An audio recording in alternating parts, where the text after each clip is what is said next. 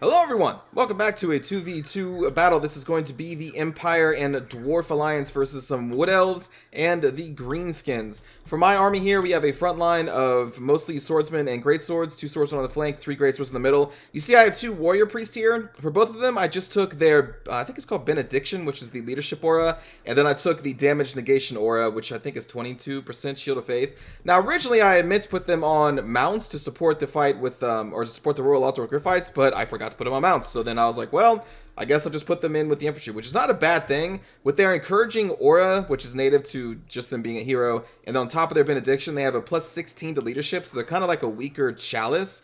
And if you take everything off of them, they're relatively cheap. Like, I think they're just over 500 if you have the Shield of Faith on them. I think that's how much they cost, which is not that expensive for a decent hero. So that's why I have them in the front line there. So we actually have the 3 pillars of the Empire here, because we have Gunpowder with these 3 gunners back here, including the silver bullets. We have some magic with the light wizard. I took the net and Foz protection, I think is what that spell's called. It's a pretty cheap, pretty good defensive spell. And then we have some spearmen back here to protect the rifles, as you can see, and then the Royal Outdoor Griffith. For my ally here, we have a front line of dwarf warriors and longbeards. I think the center is actually, I guess they're all just kind of mixed. You can see right there. There you go. Then we also have more dwarf warriors back here, and then the core of their army is going to be these 4 cannons, 1 slayer, and they're being led by a Thorgrim Grudgebearer, and then a rune smith.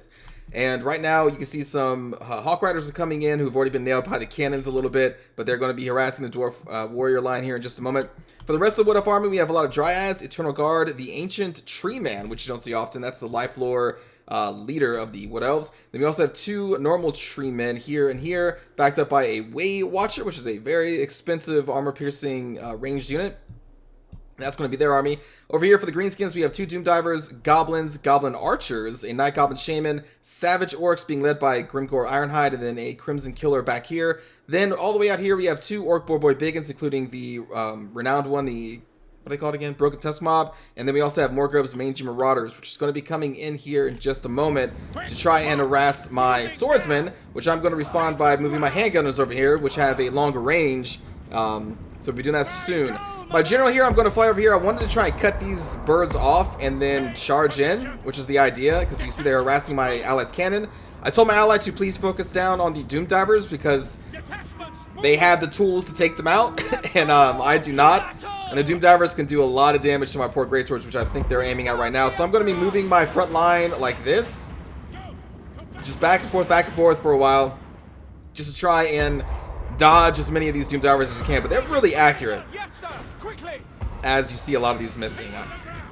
There we go. They're normally pretty accurate. But the Greenskin army is going to march up to about right here, and I'm just going to continue to just kind of hold this position and move back and forth. Meanwhile, over here, I was chasing these Hawk Riders, but I'm going to eventually just disengage and get my general back over to my side. And then these Thunderers are going to be dealing with the Hawk Riders here soon. So let's fast forward just a little bit, because there's not much going on here other than the sniping down of the Doom Diver catapults. You can see these Mangy Marauders really want to get some shots in, but that's why I'm keeping my riflemen close by. You can see they already dealt some damage to them. Now I'm taking some kind of significant damage to my middle greatsword unit there. I expected the 4 cannons to be able to take out the Doom Divers a lot faster, because they're usually pretty good at taking out enemy artillery. But that's not the case in this particular engagement here. The Doom Divers kind of hold on to the bitter end, and even all of their siege equipment stays up. Like, normally the cannons will take these things out, but just for some reason they weren't in this one. So I was kind of suffering a lot of damage from the greatswords, but really it's not too much. I wasn't too worried about it. Here you can see the Thunderers should be moving over here to deal with these Hawk Riders pretty soon. I didn't want to chase them anymore with my General of the Empire. So let's just fast forward just a little bit more. The Greenskins are going to get closer, and I'm going to take a couple more hits of the Doom Diver catapult, and then I'm going to start moving forward.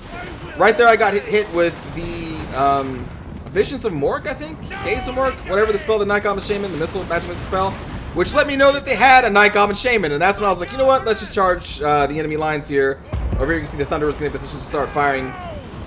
So I don't think the Auric player thought I would actually charge in, because they weren't charging me, they just kind of wanted to post up right here, and they were kind of leaving their Wood Elf ally far behind, so I was like, you know what, let's just do this. So we're going to engage the Goblin line first, and then over here I'm going to bring my Royal Outdoor Griffiths, because you can see the 2 Cav units are getting into position to try and take out my Lord, because I had assaulted these Goblin Archers very briefly. And I know that there's going to be a cat fight here, so I'm getting my Spearmen close, I'm getting my Riflemen closer, and now You see combat it's on, man. We're tearing through these goblin front lines with our greatswords because that's to be expected. These Crimson Killers, though, they're going to be a little more of a handful. Meanwhile, over here, the General of the Empire is leading the charge with the Spearmen and the Royal Outdwarf Griffites to try and take out these two Orc Boy Biggins. I'm willing to lose my Royal Outdwarf Griffites as long as we take care of both of these Biggins. So you can see I'm taking massive amount of damage from all of the Cav and the Mage Marauders back here just shooting into the backs of my poor Griffites. But I am getting some shots in here with my handgunners as well. And you see we routed the Renowned unit Tuskmob, but we did not do too much damage to this unit, unfortunately. So, as far as a trade right now, I think they kind of won that trade, taking out a Royal Outdwarf Griffite, who I then tried to catch these Morgrub's Mage Marauders, and then forgot about briefly because I was back over here trying to micromanage the front line of the battle here, trying to make sure that my Warrior Priests are going to be casting their spells when they're off cooldown. And then by the time I remember my Royal Outdwarf Griffites, they actually were routed from the Mage Marauders, and they're going to be routed off the field. But in the end, these are below half, these are almost dead, so it's like, you know what, that's not a total loss. It's not a total loss. These guys are almost dead. It sucks to lose the Griffites, but I don't think it's the end of the world at this point. You can see the Warrior Priests are just going to be supporting the right and left flank, while the Greatsword is going to be holding the center off against the Savage Orcs. Right here, Grimgor Ironhide is taking a lot of damage to our Greatswords. You can see that the Dwarf player is not engaged quite yet because the Treemen have a long way to march. Right here, I'm going to net Grimgor in place to try and focus him down with our handgunners, and you can see the handgunners are going to be obstructed, as the fight's going on over there, by these couple Greatswords. They're the only ones obstructing all of these gunners, which is very upsetting. Very, very upsetting. By the time the net spell is actually off is when we start to finally get some shots, and you can see one salvo almost takes out Grimgor Ironhide. Meanwhile, over here, we're still just trying to deal with the enemy Cav, slowly but surely getting some charges in with the General. Right here, the Warrior Priest is going to be withdrawn because I don't want him to get surrounded by all these units and killed, so I'm going to withdraw him over here soon. This Warrior Priest is kind of getting buried behind some Treemen. You can see the Eternal Guard, Savage Orcs over here, including the Crimson Killers, are still alive. And they have routed my Greatswords over here. Trying to support this fight with my Light Wizard with the Flawless Protection spell I've been casting whenever it's off cooldown. And by the way, we did snipe out Grimgor Ironhide here with 2 salvos from our gunners.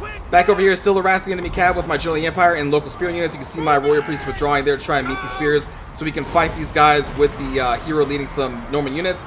And now is when the Dryad line is going to hit the Dwarf Warrior line and Longbeards. Dryads are not meant to take out Dwarf Warriors, so we all know they're going to lose this battle if they're not supported, and they're not going to be because these cannons are focusing down their legendary or their lord. He's not going to be long for this world with the 4 cannons focusing him down, unfortunately. Back over here is kind of the only dicey spot in the battlefield currently. My Greatswords have routed, my Swordsmen have routed.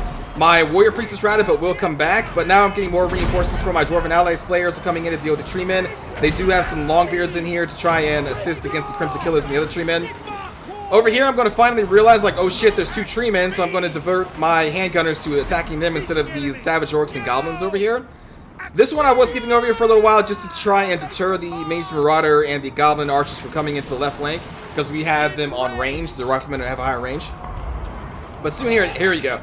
You can see I'm like, oh shit, there's these Treemen that I need to take care of, so these 2 handgunners are going to start focusing on them. The Dryad line is slowly being destroyed. They are doing some damage, especially with the backing of these Way Watchers, but the Way Watchers are not doing enough to really change the outcome of this particular battle right here. And here go my handgunners starting to pour fire into this Treeman over here who is dealing with the Slayers, who I cast False Protection on to try and make sure that they live a little bit longer, because they are buried in deep with Eternal Guard surrounding them and the Ancient Treeman, which is not where they want to be necessarily. But they are doing some good damage against Treemen. Meanwhile, over here, the Warrior Priest is supporting this combat against whatever comes their way. My other Warrior Priest is going to come up to try and do leadership and his 1 damage resistance buff. Light Wizard, I'm just trying to keep out of the fight so he can cast False Protection. Most of the time when I throw a wizard into a fight against like a goblin or something, I'll forget about the wizard and then they end up dying, so that's why I try to keep them out of the combat. You can throw them into combat, especially against weaker units like goblins and such, and they will do okay.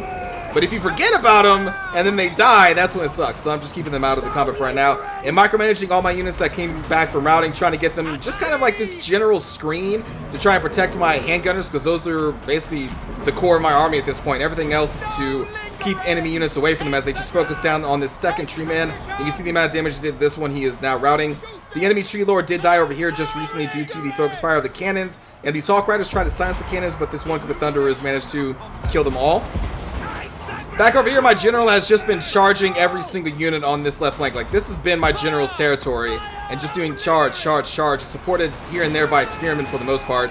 And again, like, the General of the Empire may not be the strongest lord that the Empire has, but on a Griffin, that's still a lot of damage, especially on the charge. Especially on the charge. And that's what I was doing. I just charge in, route a unit, get out of there, pick another target, charge in, supported them again a little bit with some handgunners and spearmen, and he just like dominated this entire area over here. Because there wasn't really anything left to challenge him, since I heroically sacrificed my altar of Gryphites to deal damage to those enemy cav early on. It sucks to lose them early, but they did some work. Anyway, good game to all of those involved. It is going to be a rout for the enemy due to just the focusing down of mostly cannons, really, and the handgunners. How many kills does cannons get anyway? Decent amount of kills. They killed a ancient tree man. They silenced the doom divers, so they did a lot of work. Thorgrim Grudgebearer is a really good lord, 34 kills supporting the dwarf line and the Longbeards, who fought very valiantly against the hordes of greenskins and wood elves and held the line as long as they needed to. They gave us time for the cannons and gunners to do what they're built to do, and that is to kill people. For my army here, you can see the warrior priest, 55 kills in a warrior priest that costs about 500. Not bad.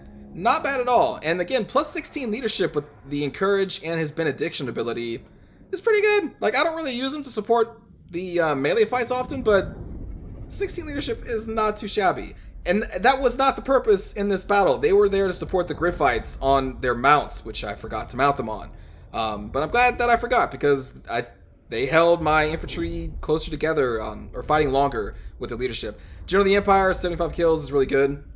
Sorry if I sound a little weird. I'm recovering over a cold here. Great Swords did really well. Again, the Riflemen did pretty good as well. For Weck, we have 39 kills on Grimgore, who unfortunately got sniped by the handgunners in 2 different salvos. The Goblins took the initial charge really well. The Savage Orcs did pretty good against my infantry and even the Dwarf infantry. Crimson Killers with 134 kills is really good. I was lucky to silence these Goblin Archers, but this one, they did kind of do a lot of damage to my Royal Altar Gryphites and to my General of the Empire over time. They were very annoying and well used. You saw the combat against these guys, and then the Doom Diver still netted 57 kills even though being focused down by enemy cannons. And a lot of those were against my Great Swords, which hurt a lot. But again, good game to Weck. And then for coming soon, the poor tree men did not get a chance to do anything really. These trees did get some kills in before I focused them down with the rifles. Hawk Riders got shot down by Thunderers. The Dryads really had no chance against Dwarf from the front line. The Eternal Guard did some work, though, in that kind of central hub of like where all of our armies met. They did a lot of work, too. So again, good game. I hope you enjoyed it. And let's watch a cinematic view of this battle. Sir, quickly! Take the ground! Go! Anyway! Take the ground! That's an order! Warrior Priest, lead the way! They want us! It is time! It will be done! We serve the Emperor! Kill or be killed! That's the only way! Take the ground! Twin tail! Attack! Prepare for combat! Moving out now. South! Moving out! In the name of the twin tail! Raise your weapons! Ran a little ahead there, buddy. Combat!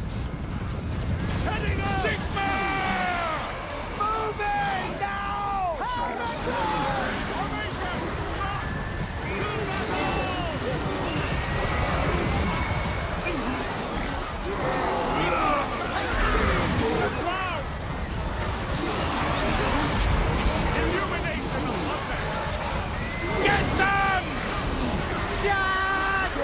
Take position!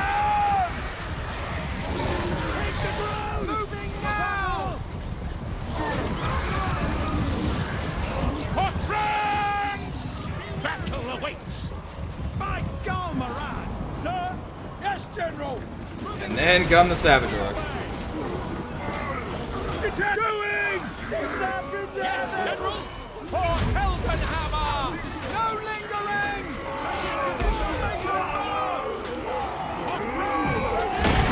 The good book. You know, for as much armor as they wear, you'd think they'd actually have higher armor instead of just 30. I think it's... Yes, sir! Understood. Maybe it's 40. Moving now. At speed. Shoot them. Sigma, preserve us. Light is might. Raise your weapon. At speed.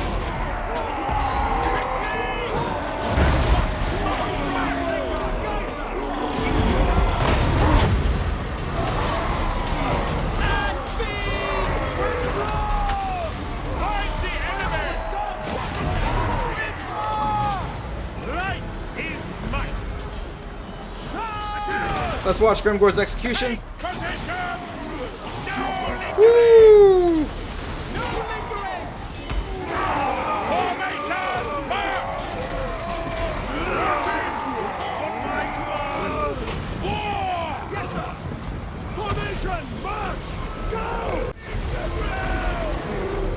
A Game Lord from him.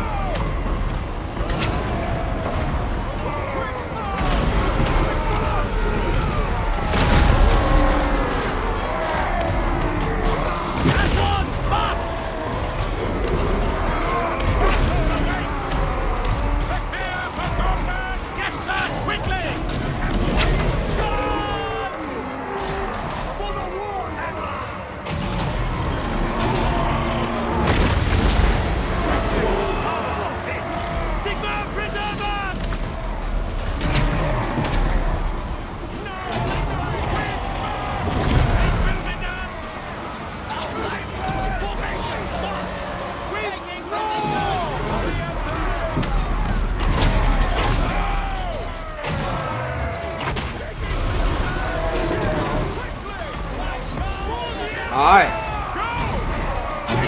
Ooh.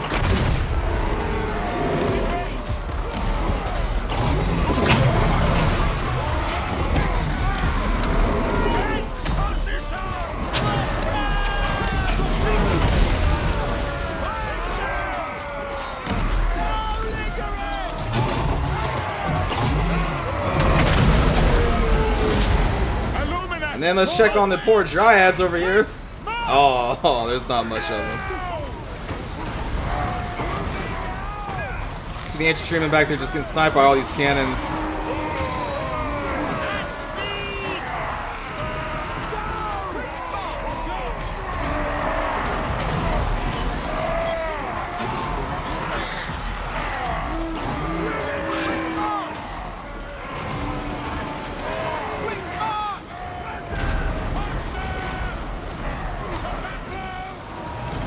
There he goes. I was waiting for it.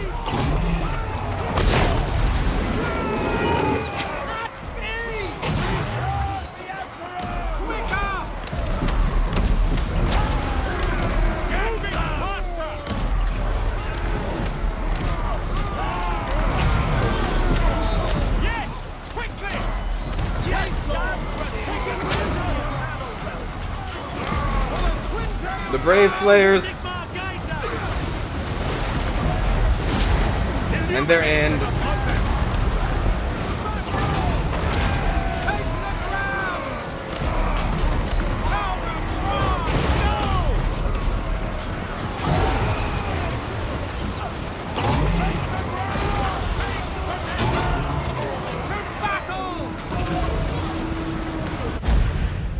And there we have it.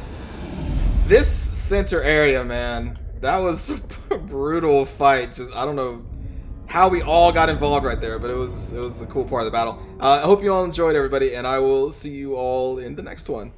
Take care.